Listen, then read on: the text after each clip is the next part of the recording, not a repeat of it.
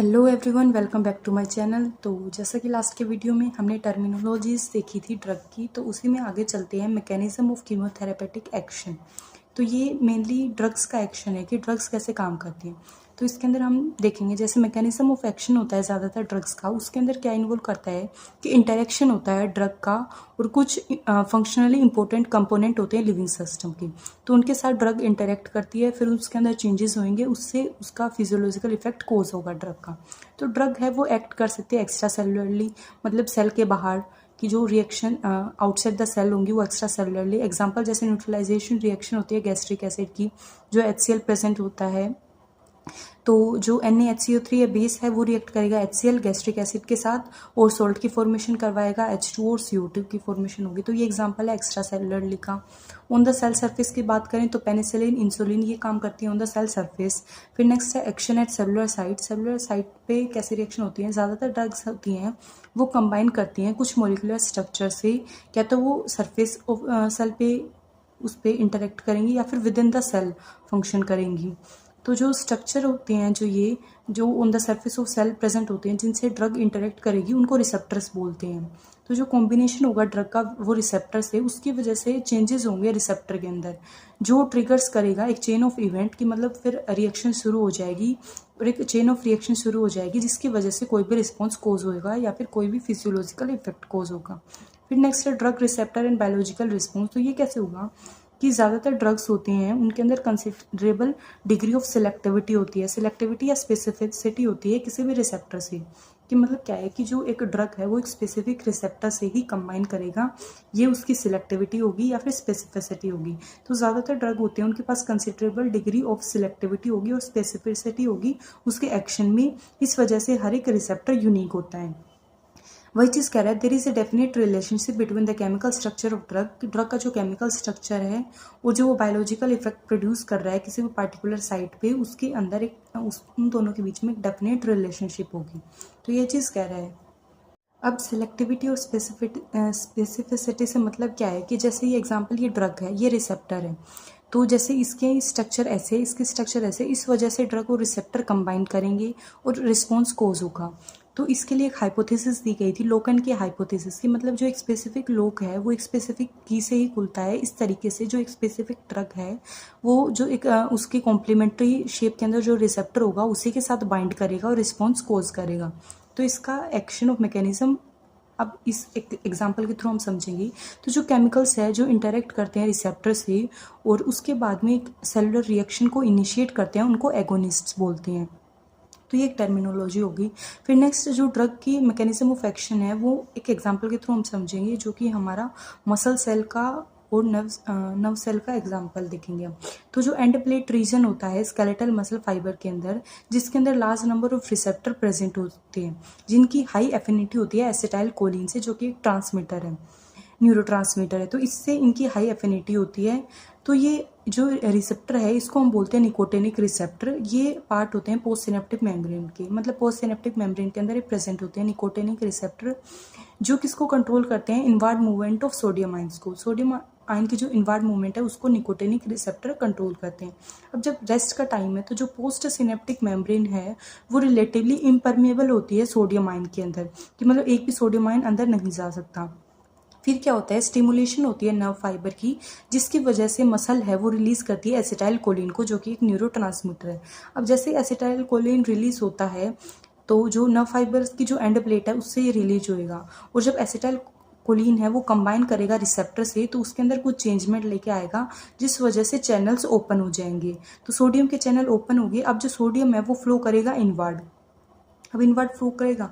अब जैसे जितना ज़्यादा एसिटाइल कोलिन रिलीज होगा उतना एंड प्लेट से जितना ज़्यादा ACH या एसिटाइल कोलिन रिलीज होगा उतने ज़्यादा वो रिसेप्टर से बाइंड करेगा, उतने ज़्यादा चैनल ओपन होंगे और उतना ज़्यादा सोडियम इनवर्ड मूव करेगा। अब when large number of channel open, जब ज़्यादा नंबर चैनल ओपन होंगे तो कुछ टाइम के बाद वो एक क्रिटिकल नंबर की रेंज तक पहुँच जाएगी।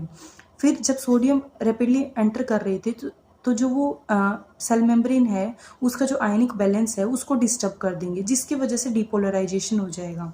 अब डिपोलराइज हो जाएगी नर्व, इसका क्या बोलते हैं, इसको क्या बोलते हैं हम, एक्शन पोटेंशियल डेवलप हो जाएगा। अब एक्शन पोटेंशियल डेवलप हो गया तो इसकी वजह से क्या होगा, डिपोलराइजेशन जो हमारा हो गया उसकी वजह से अब कैल्शियम आयन रिलीज होंगे। जो हमारी नर्व एंड प्लेट है उससे कैल्शियम आयन का रिलीज होगा। फिर क्या होगा, जो इंटरसेलुलर बाइंडिंग साइट है वहाँ पे कैल्शियम आयन रिलीज होएगा, और ये कैल्शियम आयन है ना, फिर वो इंटरेक्ट करेगा कॉन्ट्रैक्टाइल प्रोटीन से। जब वो कॉन्ट्रैक्टाइल प्रोटीन से इंटरेक्ट करेगा तो उसकी वजह से मसल सेल की शॉर्टनिंग हो जाएगी। मसल सेल की शॉर्टनिंग की वजह से जो हमारा प्रोसेस है वो कॉन्ट्रैक्शन वाला वो कंप्लीट हो जाएगा। तो इस तरीके से जो ड्रग्स हैं सिमिलर वे में ड्रग्स इंटरेक्ट करती हैं। तो जैसे यहाँ पे क्या बताया हमने कि एसिटाइल कोलिन है वो पोस्ट सिनेप्टिक मेम्ब्रेन के अंदर प्रेजेंट होता है। जब वो रिलीज होगा तो सोडियम आयन के चैनल्स ओपन हो जाएंगे और सोडियम इनवर्ड मूव करेगा।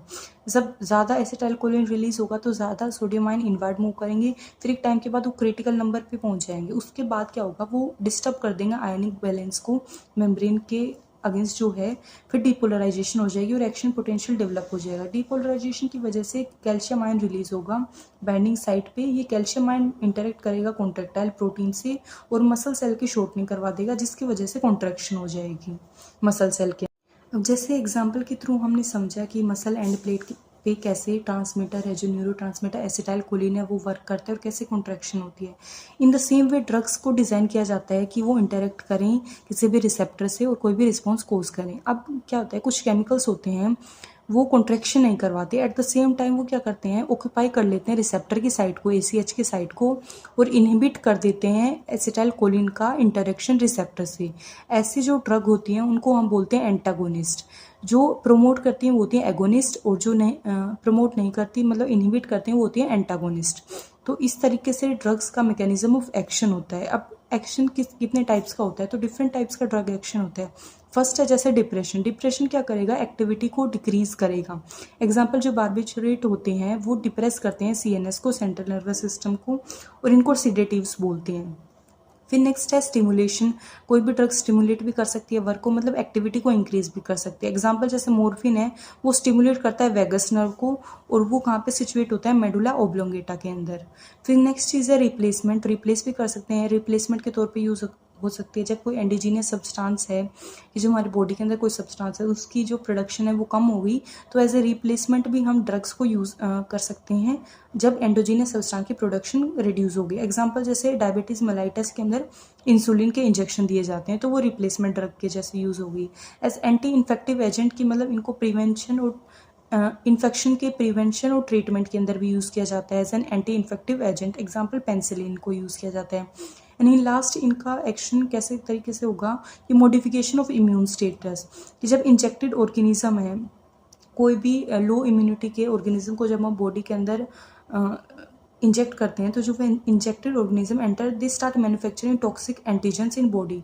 तो वो बॉडी के अंदर टॉक्सिक एंटीजेंस को प्रोड्यूस कर देते हैं। Human bodies biological defence start producing antibody. फिर जो ह्यूमन की जो बॉडी है वो बायोलॉजिकल डिफेंस मतलब खुद के जो सेल की जो एंट्री हुई है इन्फेक्शियस एजेंट की, उनके खिलाफ खुद का डिफेंस सिस्टम बनाएगी और वो एंटीबायोटिक को प्रोड्यूस करेगी जो उन एंटीजेंस को डिस्ट्रॉय कर देंगे। तो इस तरीके से भी ड्रग्स इस तरीके से भी एक्ट करती है। तो ये थे different types of drug action. तो आज की क्लास के अंदर हमने देखा कि ड्रग्स कैसे काम करती है, कि मतलब कौन कौन सी साइट पे काम करती है, वो एक्स्ट्रा सेलुलरली, इंट्रासेलुलरली या on the surface of cell, उसका मैकेनिज्म ऑफ एक्शन देखा एक एग्जांपल के थ्रू।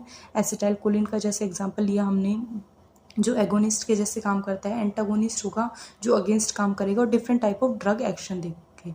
तो मिलते हैं नेक्स्ट वीडियो में नेक्स्ट टॉपिक के साथ। जब तक के लिए ऑल द बेस्ट।